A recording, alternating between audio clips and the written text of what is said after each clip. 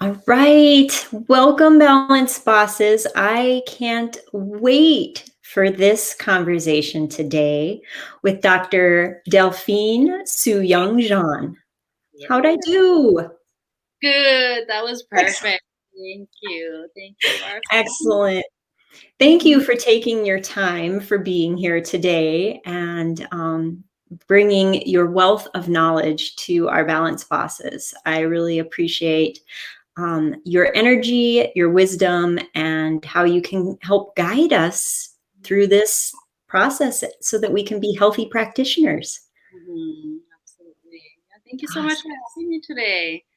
You're Super, welcome.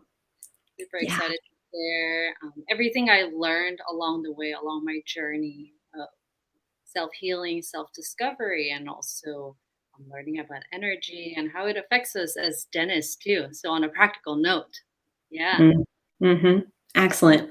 So I just am going to briefly go into a little bit about your background, and then I'm going to let you tell us your story. But you were born in France and lived in Korea, South Korea, Mm, right? And then came to the United States and now are in Canada. yes. So quite the journey. You're trilingual. Uh-huh. That's amazing. So I'm assuming, would it be French, English, and Korean? What are you? Hmm, French, English, and Korean. Yeah. Nice. Mm. That's great. I have the intention Uh, to learn Institute too, which is the native language of the Inuit people. Yeah. okay. Wow. Well, we will get into that. Um, So, but you went to dental school, and then kind of went through a process where you became interested in energetic healing. So maybe walk us through your background and to where you are now and how you got here. yeah. So to share about this journey, this totally expansive journey and crazy journey that I have been on since dental school. So, how I even got into dentistry is previously I was interested in becoming a perfume maker. Hmm. So, my path that I was envisioning for myself was okay, going to pharmacy school because pharmacy is very related to perfume making, right? Mhm. Cosmetics and things like that. And so I was in pre pharmacy, and then while shadowing um, pharmacists, I realized, what, this is not really the path that I want. I was looking for more of an interpersonal connection with people because I've always loved people, being around people, and connecting with other people. Mhm. So from that curiosity, then it led me to dentistry. So I was shadowing some dentists, and then I realized, oh, I really like this aspect of interpersonal connection and the fact that you can, there's always room for growth in dentistry. There's Mhm. more skills to learn, more things to learn, so you can advance in your career in that way. So that's how I really got into dentistry. And I feel like at the time I wasn't sure why I was going into it, but deep down it was more of that healing aspect. So a lot of us going into dentistry or medicine, we have that deep desire to help others. Mhm. That desire kind of led me into that path. And going through the motion of schools and everything in dental school, I had never really questioned, like, do I really want this? And it's truly after I graduated and got a job as expected. And another spin on that was I was going through an immigration process in Canada. Mhm. So coming to a new country by myself and starting all over, this immigration process and being in a rather small town in northern Canada in Alberta where I didn't have very many connections. My family wasn't there. I had gone through a breakup, and it's a cold, cold, dark place where 9 months out of the year it's wintertime. So being in that space was when I hit rock bottom. Mhm. Um, Severe depression, feeling completely isolated and misunderstood, and my life was very, very miserable. Mhm. It was so painful that when I wake up in the morning, it was existential crisis. Like, why am I here? I really don't enjoy this reality that I'm in. Mm. And the the really key factor was that I was going through an immigration process and I had a sponsorship, immigration work visa sponsorship. So it was a commitment that I couldn't get out. Otherwise, I have to start this immigration process all over again. Okay. So 3 years, 3 to 5 years commitment. You know what? I have to do this because my biggest fear at the time was going back to my home country, which was South Korea, Mm. which was a place of a lot of painful memories and life challenges, even as a child. Mhm. So all of this was kind of haunting me. And in many ways, it was my motivation to further and to go far away from my home country, but also in my career advances. It's like, I got to do this. I need to make this happen because I don't want to go back to Korea. I need to go through this immigration process so I can start a new life on my own. Mm. So during that time, it's a reality that I couldn't escape. Every day I'm driving to work and asking myself, why am I doing this? Mm. This dentistry that I thought I wanted to do, I'm not getting any fulfillment. Uh, Mm. this time and space that I'm in, it was just very miserable. So, but I had no way out. So Mhm. that's when it really hit me, hitting that rock bottom and asking myself, okay, I can't change this reality. So I have to change my perspective. Mm. And that's when I started to meditate, to cope with what was going on outside of and in my world, but outside of me. I needed to change myself, how I respond to things, how I view life. And starting from meditation, it's where this whole journey started. Wow. Yeah. And that journey of, um, being in a place of existential crisis and asking myself, I don't want to be here. And it's that miserable, but there must be a reason why that I'm here. So that Mhm. was the path of seeking, asking questions. What is it? Why am I here? These fundamental questions of existence, very philosophical that we don't necessarily talk about. And I was very isolated in a place where I spent a lot of time on my own in silence. So spend many days, looking in the mirror, looking at myself and asking, who am I? And why am I Mm. here? So this curiosity and really wanting to find answers. I can't say that I have answers now, but this is a constant journey. But that's really how it opened up the gateway to something greater, greater than ourselves, greater than what we believed in our dental school program, for example, in the scientific realm. Mhm. Yeah. Wow. So you began meditating and going within, and I read something on your website, which is rhinosouls.com, but I just thought it was so beautiful about your name. Mm-hmm. And that your name, Delphine, Oracle of Delphi, which is know thyself, Mm-hmm. and then your last name, Suyoung, which means meditation by clear water. And That. so you have found through, the beginning of this with meditation began this process of knowing yourself, didn't it? Mm-hmm. Exactly. And kind of going back to that name, also along this journey of learning about spirituality and energy healing, quantum healing, is when I also learned that the name that we're born, it's so nothing in the universe is coincidence because everything is connected through energy. Everything is connected in the invisible realm. So the name that we're given at birth is also in a quantum level. Let's say the parents get an inspiration. You know what? I want to name my child this. This feels good. So on a quantum level, we're kind of tapping into that soul field. What this soul is going to be like, the characters or the qualities of it? What kind of essence are they bringing in? So that's being channeled. And, when we give a name to this baby, it's important to recognize. I find personally it was important to recognize the intention behind the name and the meaning behind it, because that's where also the holistic integration comes, with our physical body and our soul, our spirits, and who we really are on a not so surface level, but on a deeper level. Mhm. Yeah. That's so cool. Just this things that you can, like you said, there's no coincidences, and we feel sometimes like there is, but it's really, like you said, all connected in an energetic level.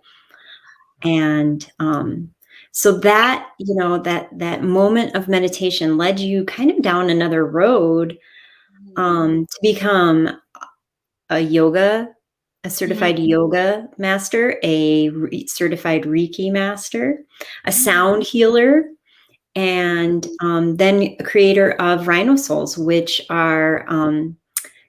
is a spot for high quality spiritual tools, right? Particularly So tell us a little bit about that journey, because that's so completely, like, if you look at the sides of things, you went down this scientific wisdom journey of dental school, which is uh, very concrete, and then you went completely to the other kind of aspect of energetic healing. So tell us about that. That's just so cool. so starting from, this is what I hear often, that science, dentistry, and energy healing is such opposite, but I'll get into it in a little bit. That actually all one and the same, also very scientific. So from meditation, from the moment I meditated, it still took several years to get into energy healing aspect of it. And Mhm, yoga, how I got into it is, throughout dental school, I've always practiced yoga thanks to my sister, older sister, who's a yoga teacher.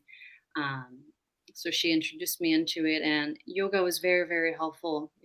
When I was at my rock bottom, depression, every time these dark thoughts, shadow self comes up, I was like, okay, movement. And I would just go straight into yoga. And after, I would come out feeling much better. mm, So I would say this whole journey of becoming sound healer, shamanic healing practitioner, energy, and all of this also all come from my personal experiences and my mm, own healing journey and curiosity. I was just so curious about other modalities, like what's out there, because I'm seeing that um, in my chair with my patients, the way I was practicing dentistry from what I learned in school was in fact very limiting. And if you look at patients that are heavy bruxers, so we're easy to say, okay, you need a night guard. But the pattern I started to notice was then, well, they're going through a lot in their life at this moment, or they were going through a lot, which is why this anger, frustration, and stress translates into heavy grinding and damages to the teeth. So seeing that kind of a holistic view, taking a step back and seeing, okay, there's so much more to consider mm, rather than just the teeth. So this curiosity kind of led me into it. So from the moment of meditation, that's when I started to develop ways to cope with stress better.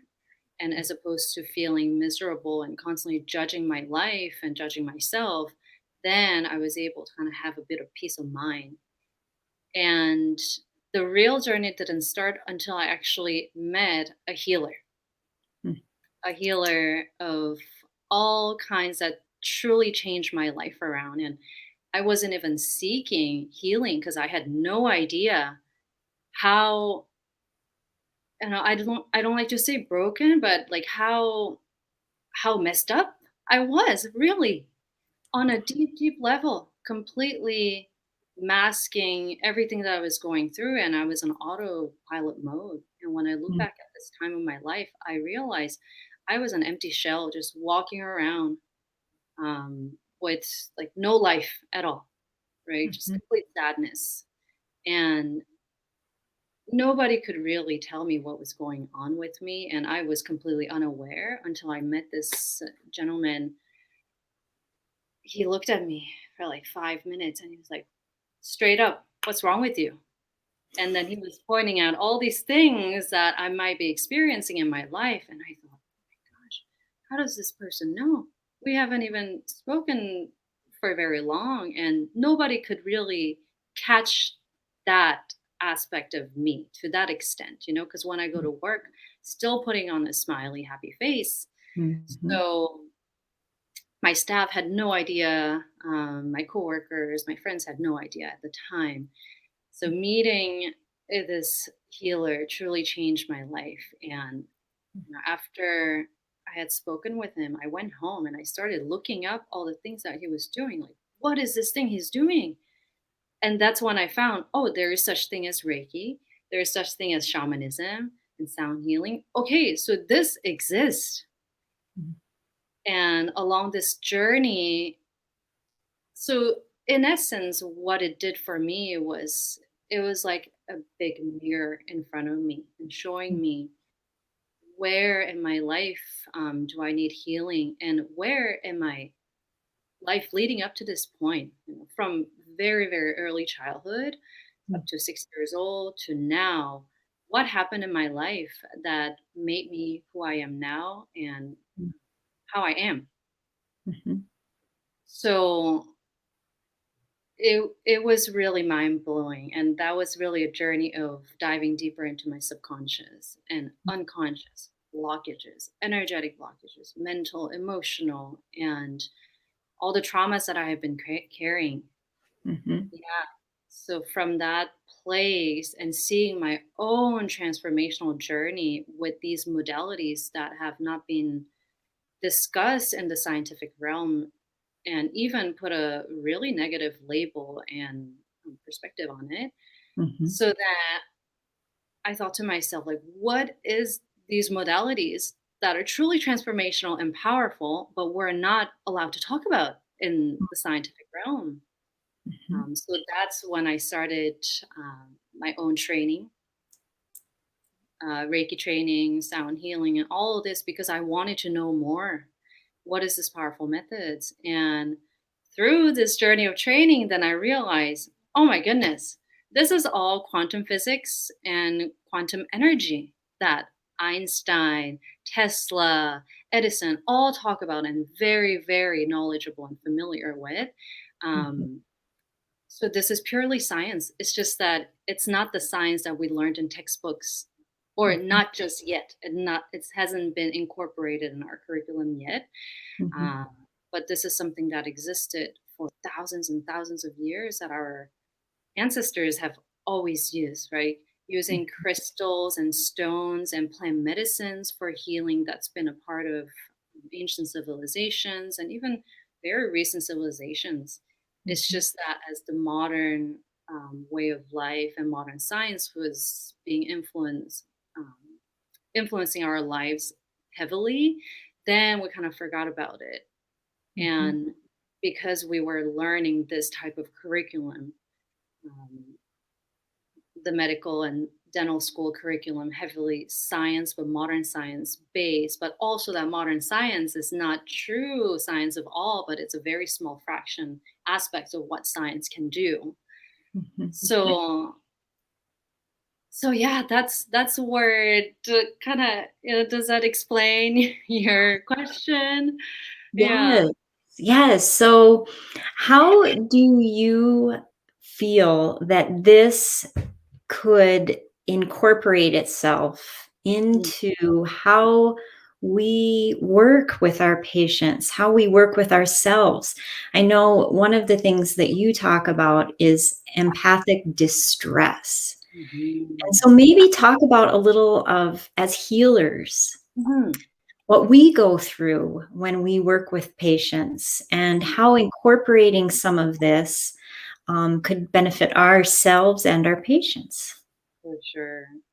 So, empathic distress is something that I had learned later on after learning about energy healing. Okay. And then seeing how I feel after learning about energy and mastering my own energy is when I realized, oh, okay, there's a huge difference between how I was before when I didn't know anything about energy versus now, how I understand energy, how it works. So empathic distress is a term for when we are, so difference between compassion and empathy is when we are truly feeling the emotions of what the other person is feeling energetically. Mhm. So in this invisible field, there's an energy called a human energy field around us. It's about 1 to 2 feet all around us. So it's like an empty, not empty, like transparent, invisible bubble of energy that each an individual we're emanating.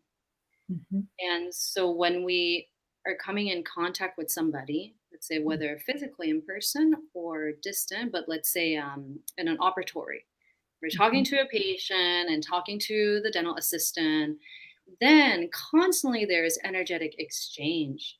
So it's like this invisible bubble is merging and the energy is constantly in give and take, give and take.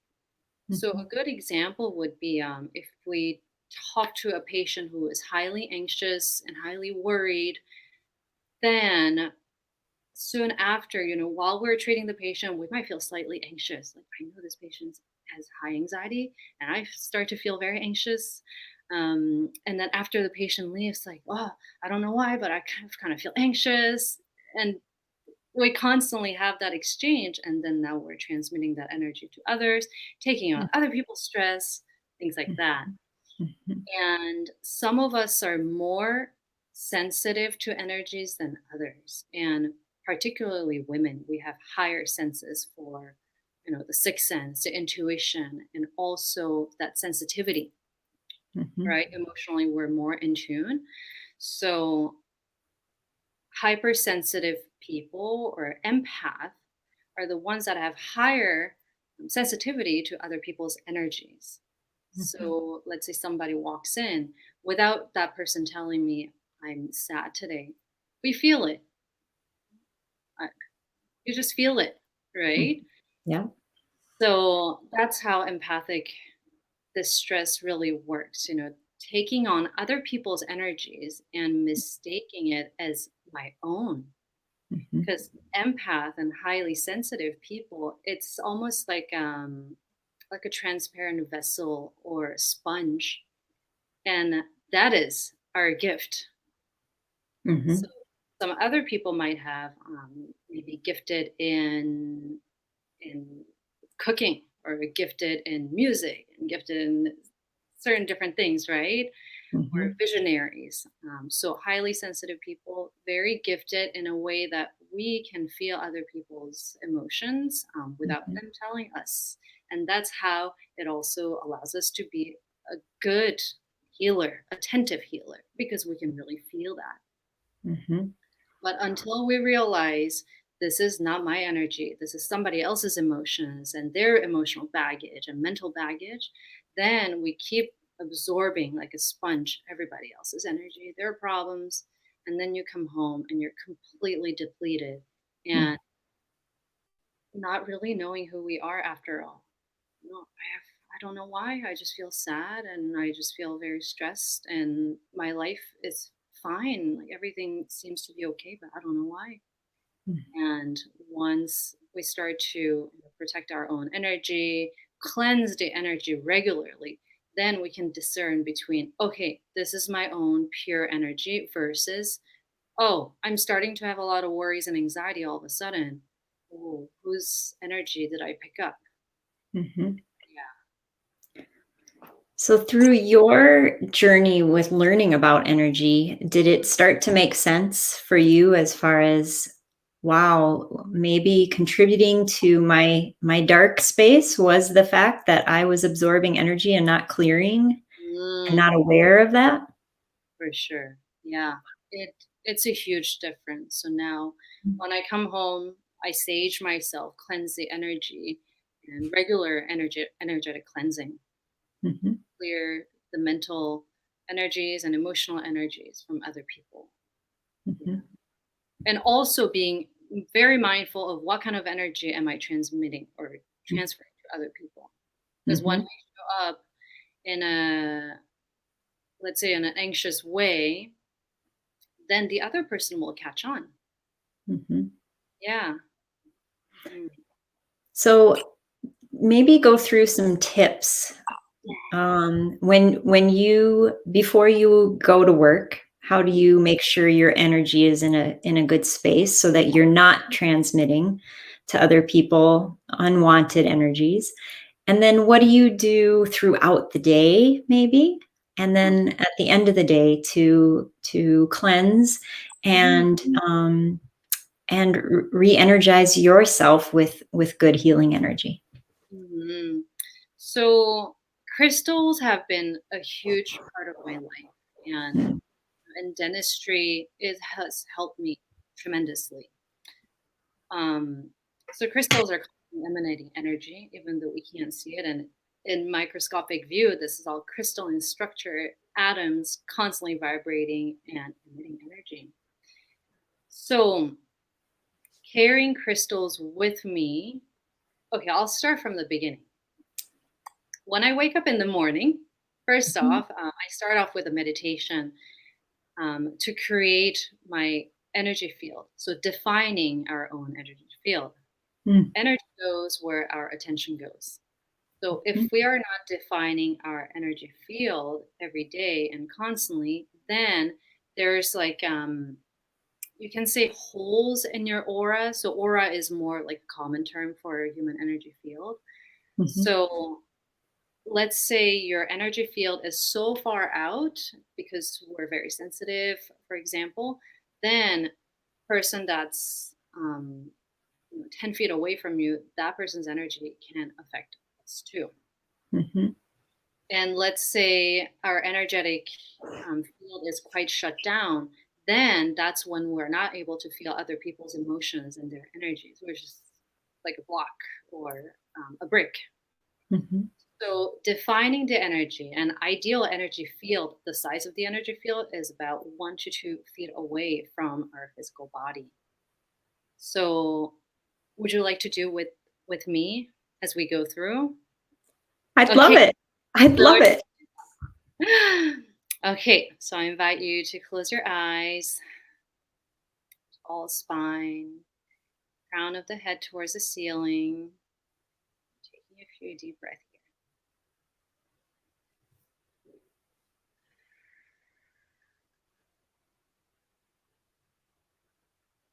Just coming back into your center, into your heart, breathing in and out of your heart center.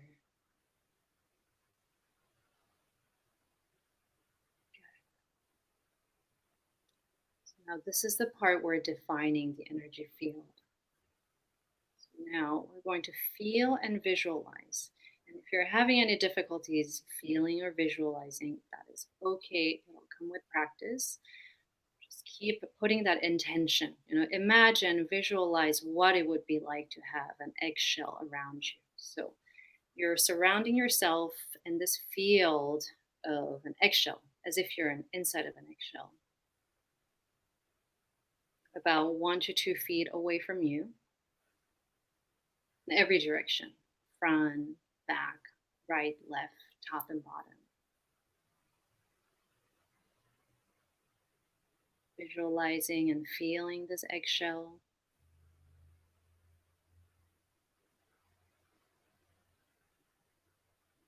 and filling that eggshell with white, bright white light.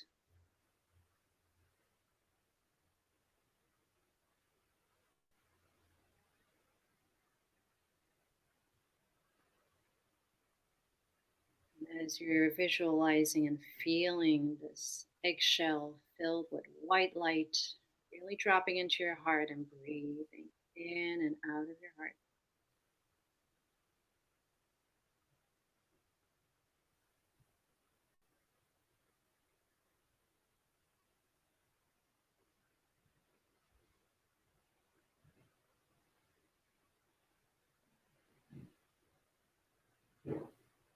Really strengthening that eggshell around you with your own energy field, with your love, with your light, with your compassion.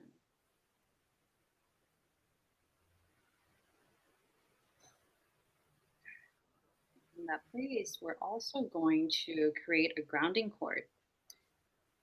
So from your belly button, I want to visualize and feel a cord coming down. So from your belly button down to your sacrum and all the way down to your sit bones and to the chair that you're sitting on and the floor and to the ground, feeling and visualizing this cord, white light cord going down into the surface of the earth.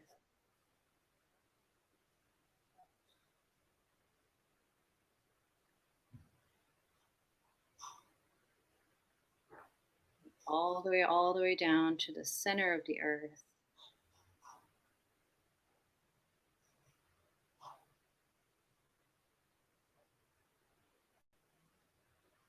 Very good. So now we've created that grounding cord, the cord that connects our energy to the energy of the earth and the energy field, your own sacred energy field around you.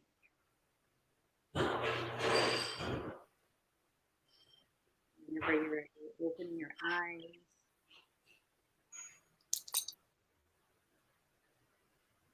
Oh, that's beautiful. How are you feeling? Just very at peace. Mm. Mm. I've never thought of creating my energy field every day like that. Mm.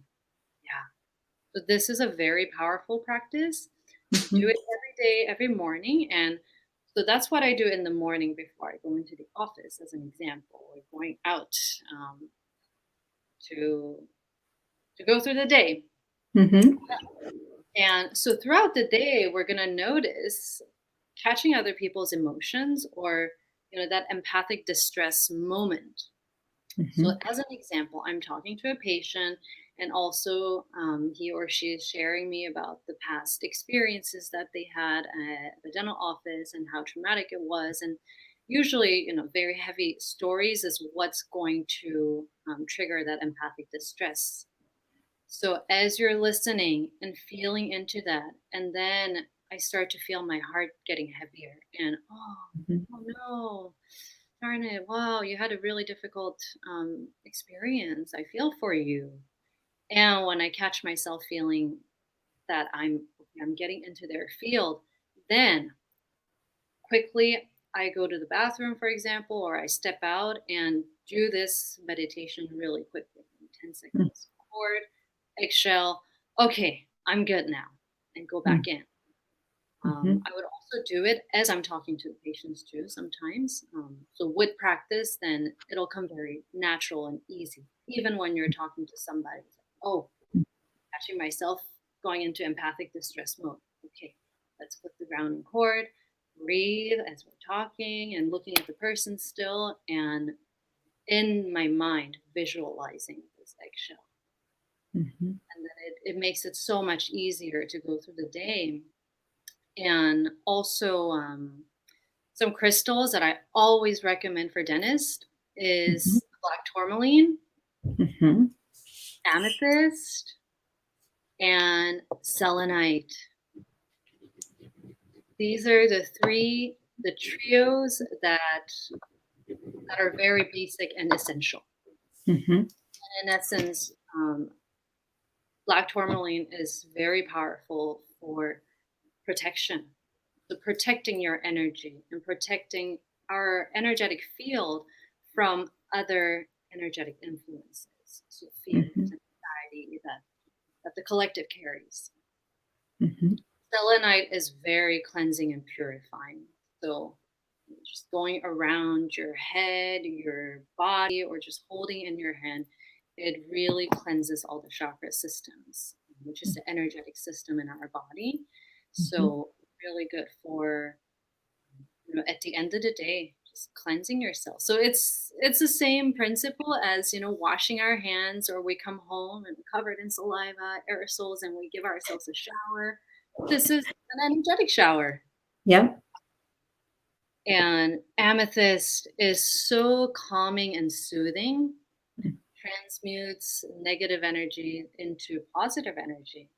Mm. So, in dental offices, it comes in very, very handy. It's great for relieving anxiety for patients and also for ourselves, just to remind ourselves um, to cultivate that serenity and calm and to be at peace and transmuting anything that's not really wanted, that's not really serving us. And it's very, Mhm. very, Mm. yeah.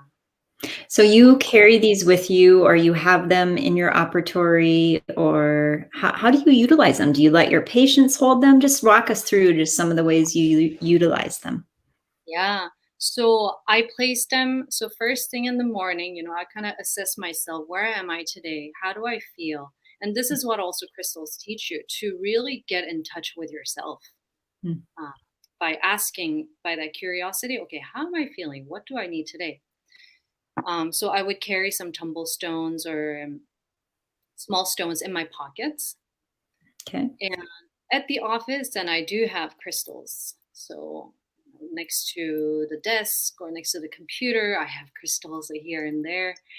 And also, I have small stones for the patients too. So depending on what they're going through, or it's more intuitive knowing. Like, okay, Mm. this stone is going to be good for this patient, and this is an intuitive insight that we already have, and we can all develop because we already actually know deep down how to use these natural healing stones.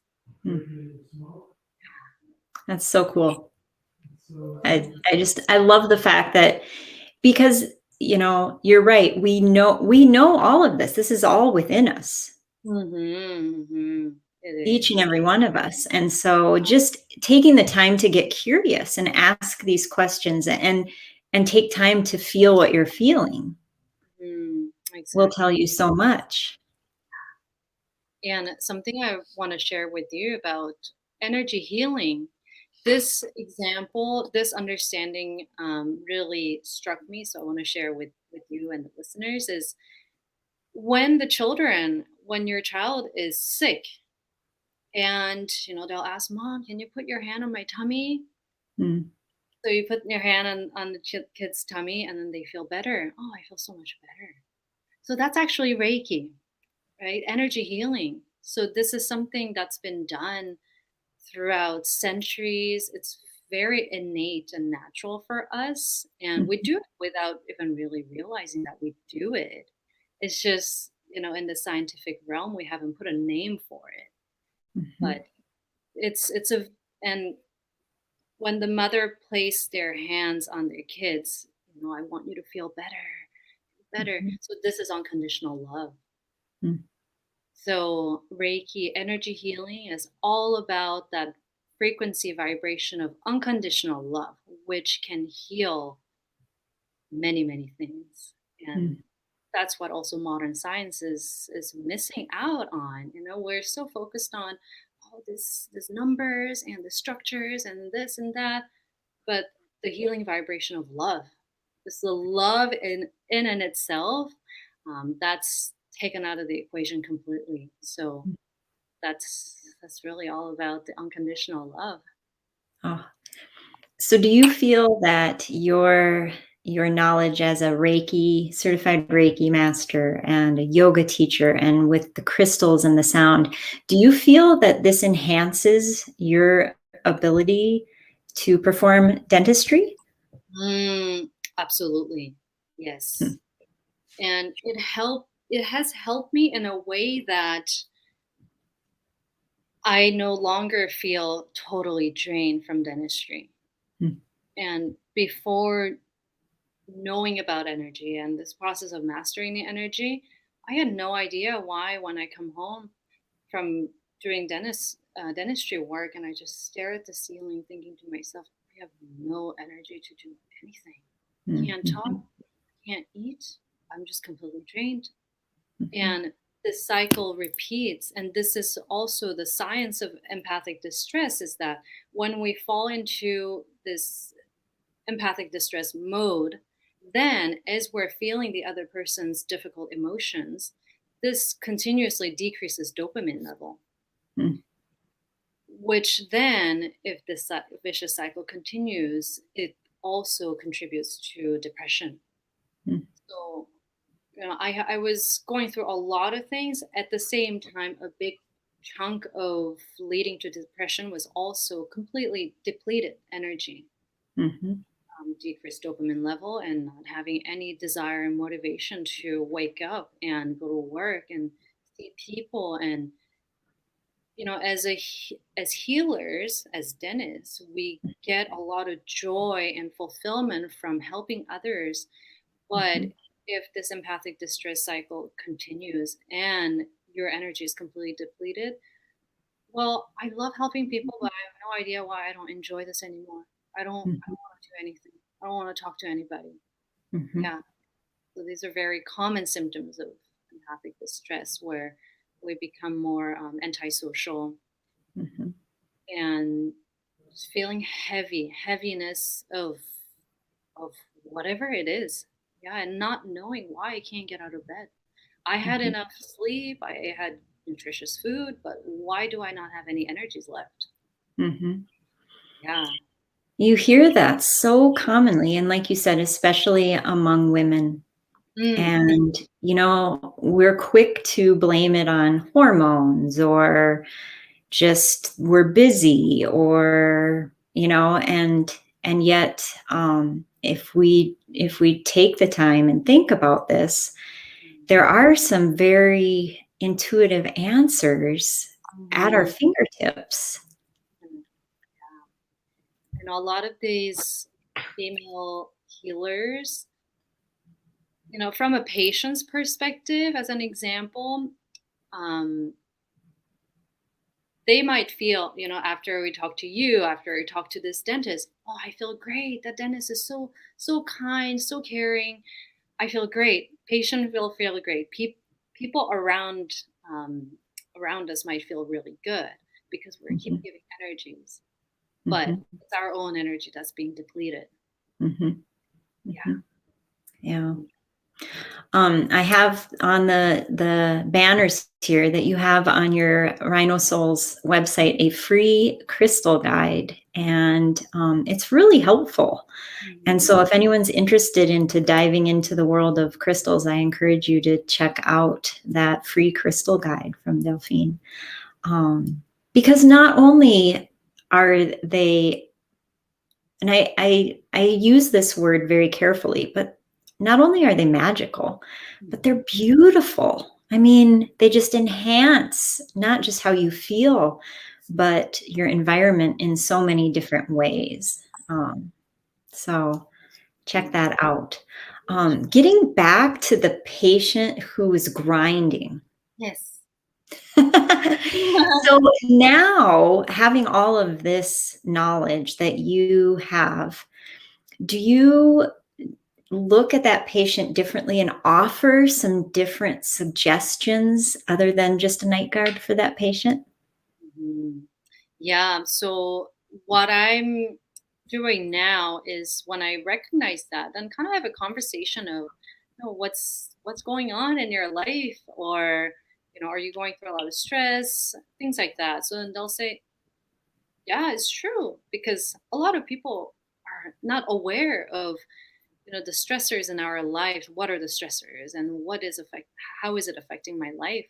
Mhm, So kind of having that conversation of, outside of this, like, what's going on in your life, and then kind of giving it a hint to, it's a lot of stress that you're going through, and this is also contributing to what's going on in your mouth.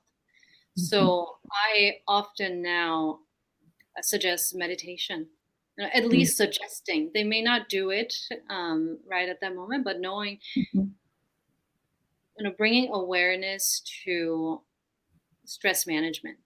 So whether mhm, it's relaxation, yoga, or meditation, whatever it may be for you to relax, that you really need to take this time for yourself. mhm, And the more um, you incorporate this conscious breathing as well, because I notice patients, are clenching throughout the day. Stress person, clenching throughout the day. At nighttime, even more clenching. So the mhm, more we become aware of what's going on, and in ourselves, and in my jaw throughout the day. Okay, am I holding tension or am I not? So I have the patients place their hands and really feel these muscles of the difference between clenching and not clenching and being relaxed.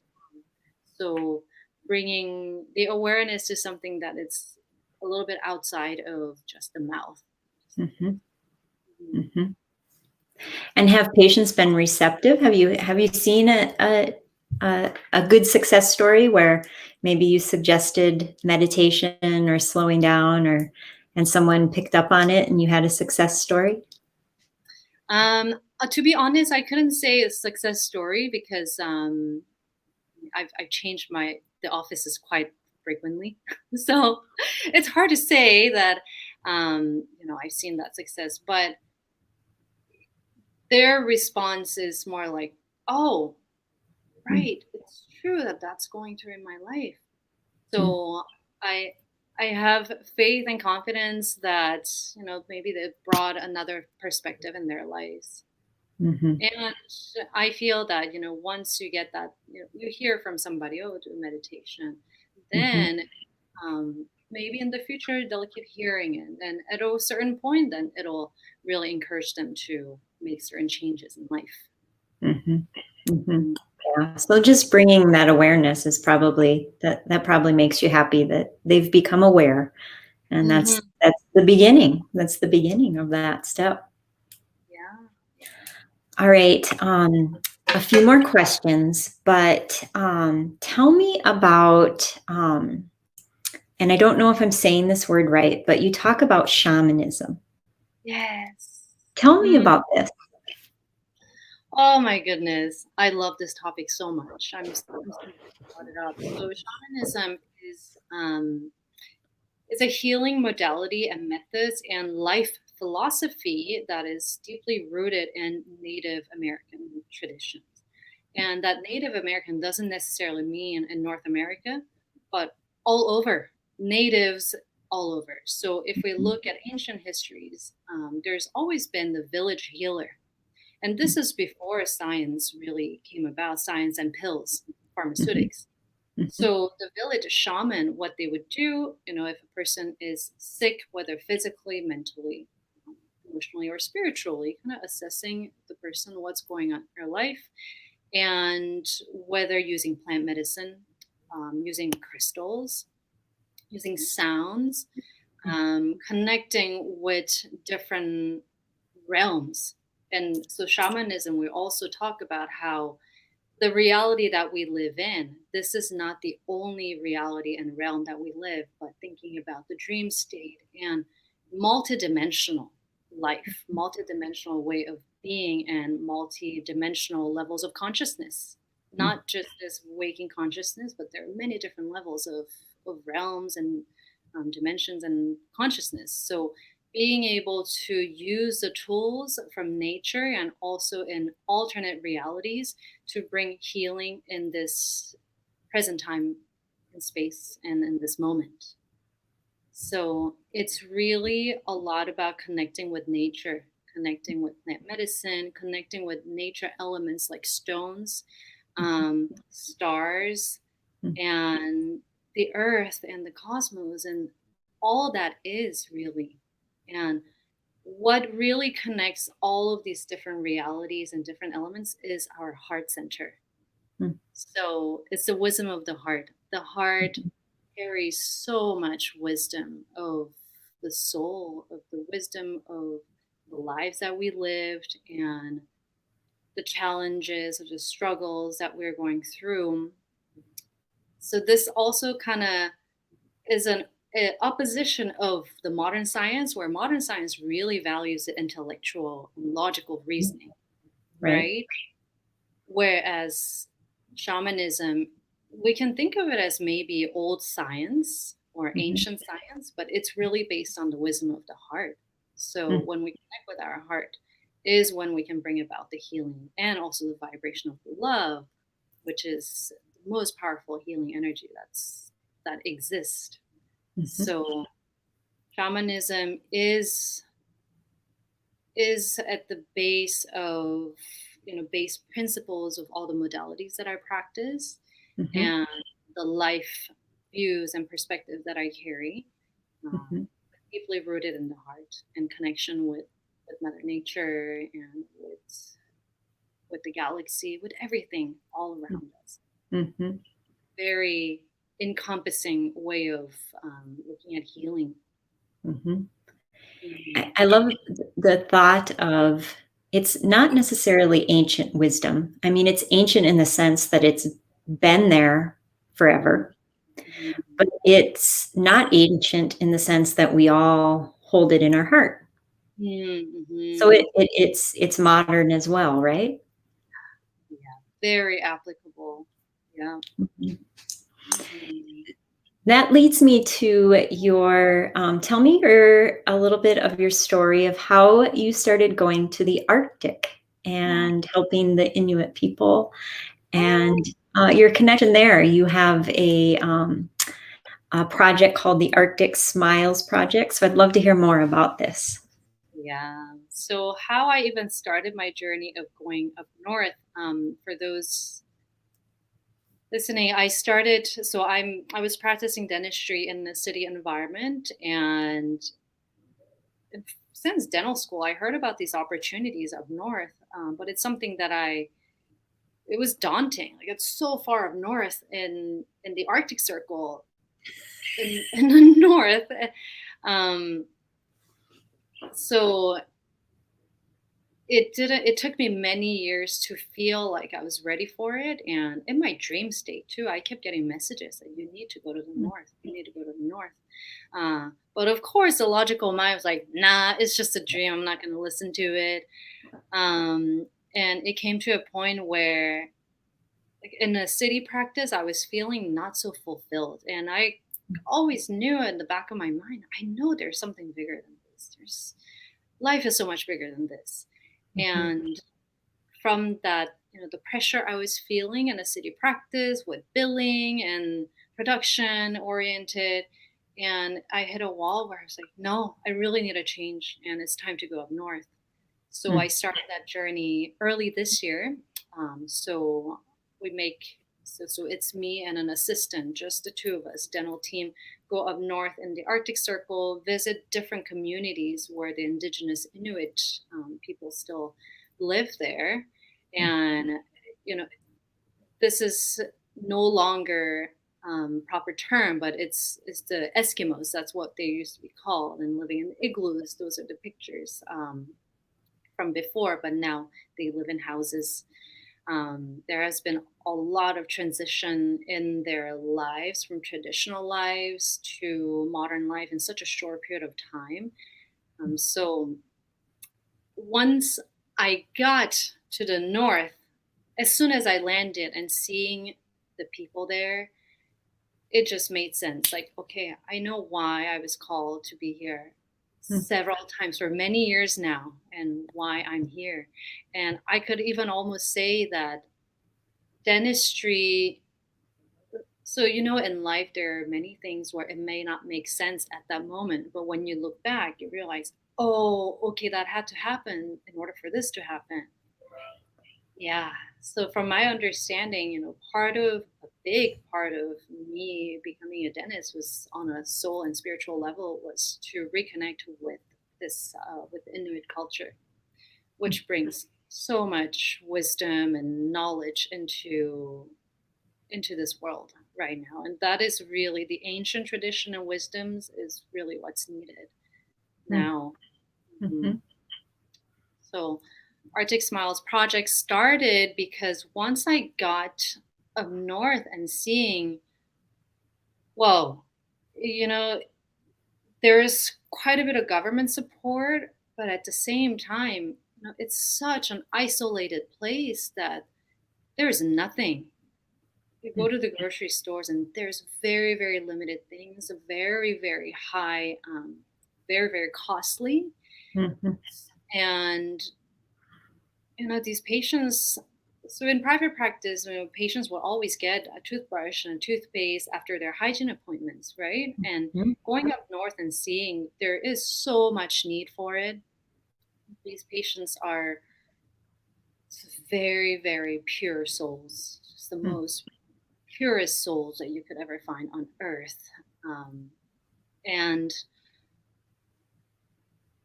without education, right? So with the modernization of life, now they're introduced to Coke and Pepsi, Mountain Dew. Mm. And for them, without having any awareness of health impacts, it's a really tasty drink and you feel good after. But it's So, addicting. exactly. So it's incredible to hear stories. A 6 months old baby starts drinking Coke because Oh, grandpa didn't know any better, but oh, the kid loves it, so I give it to the baby. right. So rampant decay.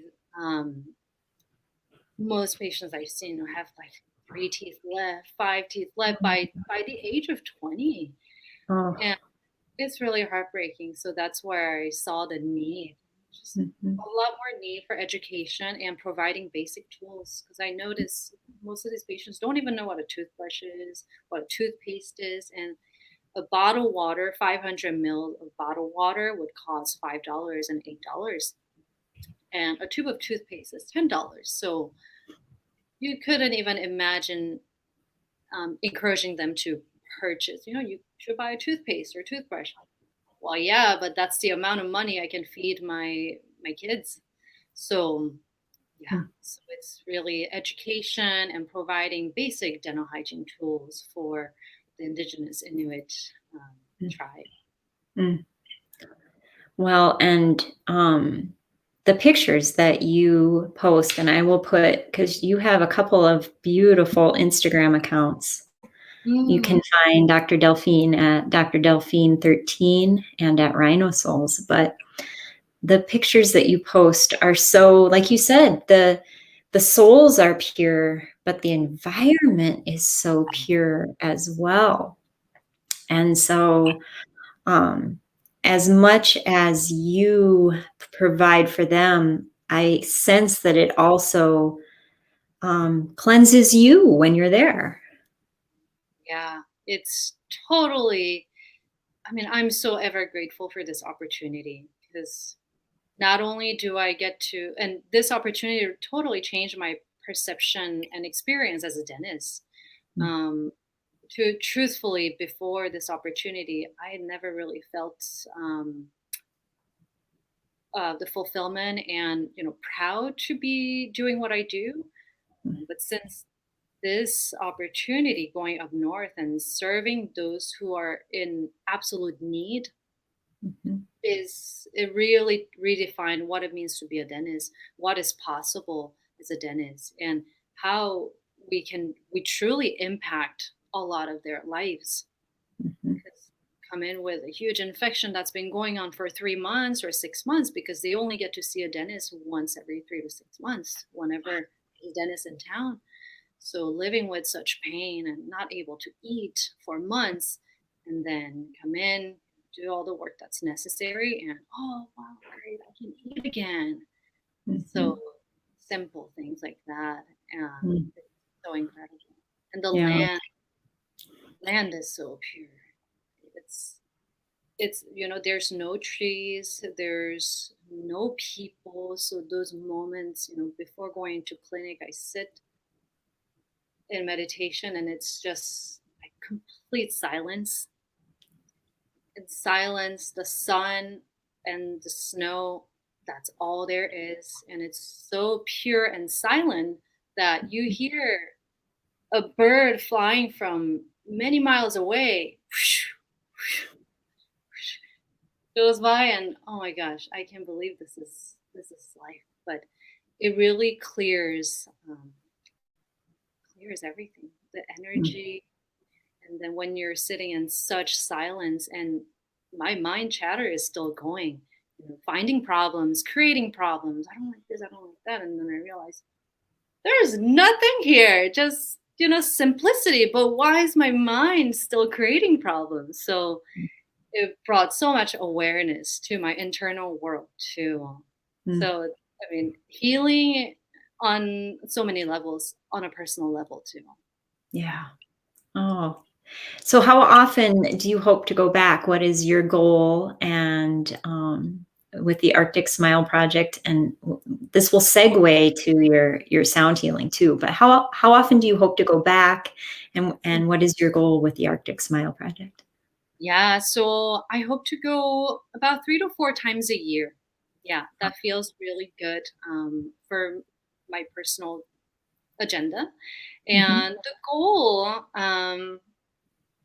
the goal at Arctic Smiles Project is really having every patient that I see, everyone in the communities that we visit, and these are small communities, to like 300 to 1,000 people, for everybody to have a toothbrush and a toothpaste and mm, know how to take care of their oral health. Yeah, so bringing more awareness and education simply. And I find mhm, that it truly, really starts from that awareness and education. And mhm, for the kids to know how to use a toothbrush, to know what it is, why is it important? What's causing cavities? Yeah. mhm, mhm. That's awesome. And so that brings me to a piece of you that is just beautiful, which is you do work with sound. Mhm. And just recently, you held an event that raised money for the Arctic Smile Project, but you did a sound healing experience. And Mhm. so, tell me a little bit about the energy of sound and how this helps, and how you utilize this. So the journey from Reiki, so meditation to Reiki and yoga to sound was kind of all linked and in alignment, and it all goes hand in hand. But essentially, when we, the way of working with sound, it's like almost like you're being called to it. At a certain point on your journey, you'll find that, I want to have a sound bowl. That sounds good. That makes me feel good. So that's really how I started too. Out of curiosity, oh, I like the sound of it. It makes me feel good. So I acquired a couple sound bowls and playing with it and meditating while playing and really just experimenting with it, getting to know my bowls, getting to know the vibration. And that's really how the journey expanded um, into this really from one bowl to all of this. Um, so to get a bit more detail in like scientific term, so sound vibration is is energy, right? Sound is energy, it's a vibration. So now, when we're looking at a microscopic level, on a physical level, all of our cells, all of our atoms carry energy, right? The plus, minus, proton, electron. So without sound, without the energetic alignment, then these atoms are not necessarily working in the most harmonic ways and not in the most like collaborative ways. So, what sound does as the vibration enters into your body, into your field, so into your energy field and into your physical body, then it's almost like I would explain it as like dusting, right? When you are cleaning and cleaning the dust, so that vibration kind of does that effect to the atoms, shaking off any energies that are not you, that are not serving you, and kind of telling the atoms and cells, hey, wake up, like, work together.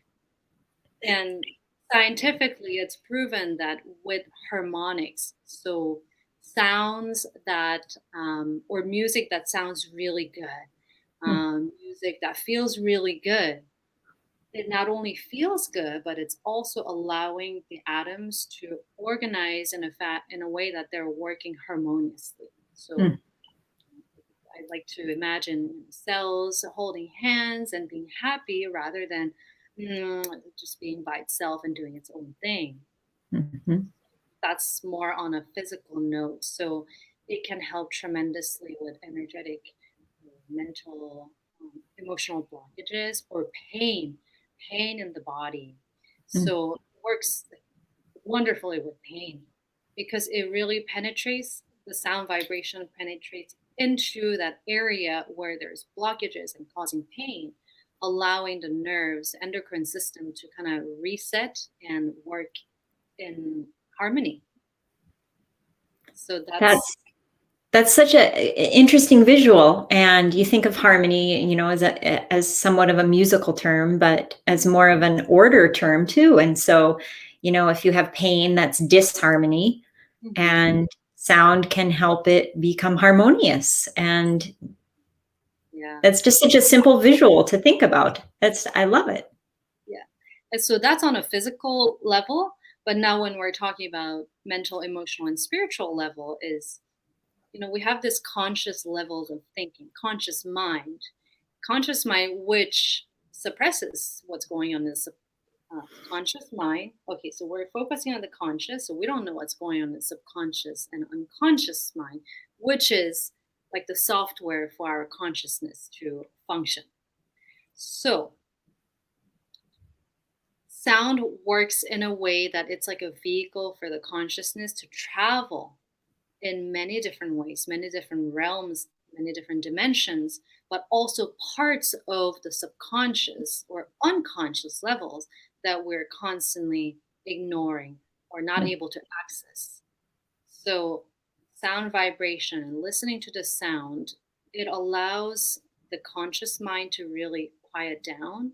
So, oftentimes, my experiences and also with my clients, they say, in the beginning, I could hear my own voice, my mind chatter constantly. And after about 5, 10 minutes of listening to the sound, then that voice continuously, gets quieter and quieter. And then sometimes, certain visions or experiences from childhood or even past lives might come to the surface and show you where the blockages were. So, certain events that happened that led to a certain type of reaction, whether emotionally and mentally, that we have completely forgotten about because we're busy focusing on the present and the future and what I'm doing now, what I'm going to do next. And it allows us to go back into that space so that we can release it. Mm. Yeah, it's Wow. it's a magical tool. Oh, and it's beautiful. It's just beautiful. So, I have a bowl, Yes. and I would love you to teach me how to use it. Sure. Okay, now you would hold it with your on your palm there, so Okay. not having the fingers touch the side of it so that it can really vibrate. Okay. And you simply start by striking it. Oh. And then now for the sound to really vibrate longer is you strike it, and then it's almost at a. It depends on the bowl, so you might find the right sweet spot, but almost at a 90-degree angle, Okay. keeping it around.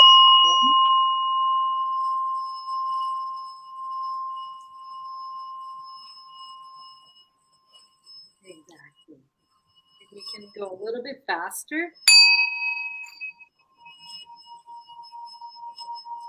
Oh my gosh, that's so cool.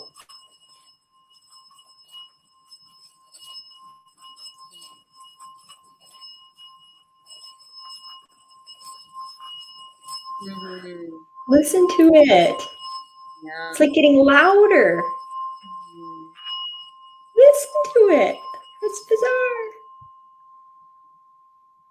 So great, amazing. That was amazing, Laura. So this is something that anybody really could have and do at any time of the day to just reorganize, bring some harmony. Uh-huh. Bring you back right back into the present moment. Right. You'll also notice when you are working with it, Hmm. if we're not present, then if we're not constantly present at how you're doing this, the sound will be like, "Da-da-da," or it's not going to sound very good. So then when that happens, oh, okay, I'm not paying attention. So it really brings you to the present moment. Yeah. I love that. Oh my Very. gosh. Yeah, I love that you have a bowl. And now I can see that's going to be the beginning of the journey. It always starts with one bowl. Yeah, I know, right? I know I'm going to end up, next time you see me, I'll go like this and you'll see a bunch more bowls behind me. Yeah. Oh my gosh. Well, I would just like to say thank you for the beautiful work that you do in the world, the energy and the soul force that you put out. I know that there is a path where all of this will combine, Mm. and where this is not something that people haven't heard of before, but becomes more what everybody talks about all the time. Yeah. Oh, I'm And getting you're, I today. know, and you're paving the way for us. So thank you for spending this time with us, talking about empath distress, your journey, being so vulnerable and sharing how you came to this place. Um, Again, I'm just going to mention, find Dr. Delphine on Instagram at Dr. Delphine13 or at Rhino Souls. And then always, you can check out her website, rhinosouls.com. It's a beautiful website full of knowledge, and it makes you feel good when you go there. So visit that website and check out some of her beautiful products for your own spiritual journey. With that, is there anything else we didn't cover today that you really wanted to make sure that our listeners heard or knew, as far as this energy journey of yours? Mm. Mm. Something that comes to mind is it's more of a reminder that, in scientific realm and the way that we have been living now is a lot of attention and focus is going outwards, right? What Mm, am I learning? See courses am I taking? What am I doing? A lot of doing, but this whole journey, what Reiki, crystals, and shamanism, these natural healing modalities teach us essentially is going inward. The journey of self-discovery and the journey of self-realization, and like you said, know thyself. So that's really the essence of it. And as we go inward, during the process of self-discovery is when we discover the wisdom of our heart, how much we carry in our wisdom and knowledge, mm, passing down from generations to generations. All of our ancestors' wisdom is still within us. So carrying that forward is what truly uplifts the humanity and reflects how we're living. mm, Create a beautiful, beautiful space, beautiful place to be for all of us. mhm, mm. Thank you so much for Let's- having me, Laura. This was Thank so. you. Yes, thank you so much. And I will make sure to put all of these links in the show notes. So if you're watching this and wanting to just click the link, they will be in the show notes. And we've got one more comment from Lori. This has been so wonderful. Thank you, Lori, so much for hanging out with us. Thank you. Yes, fantastic. All right. Well, remember, everyone, you are the CEO of your life. So become the boss of your balance and go within. Mm. Find your answers from within. Thank you so much, Dr. Delphine. Bye, everyone.